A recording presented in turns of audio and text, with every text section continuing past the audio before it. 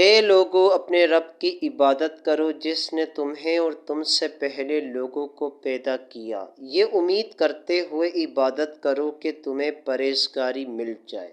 سورت کے شروع میں بتایا گیا کہ یہ کتاب متقین کی ہدایت کے لیے نازل ہوئی،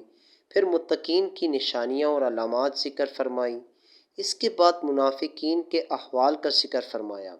تاکہ سعادت مند انسان ہدایت و تقوی کی طرف راغب ہوں اور نافرمانیوں و بغاوت سے بچیں۔ اب تقوی حاصل کرنے کا طریقہ بتایا جا رہا ہے، اور وہ طریقہ عبادت اللہ تعالیٰ کی فرما برداری ہے۔ سامعین کرام، یہ یاد رہے یا ایھا الناس کے ذریعے تمام انسانوں سے خطاب ہے، اور اس بات کا اشارہ ہے کہ انسانی شرافت اسی میں ہے کہ آدمی تقوی حاصل کرے اور اللہ تعالیٰ کا بندہ بنے، تمہیں پرہیزگاری ملے۔ اس سے مراد عبادت کا فائدہ عابد ہی کو ملتا ہے، جبکہ اللہ تعالیٰ اس سے پاک ہے کہ اسے عبادت یا اور کسی چیز سے نفع حاصل ہو۔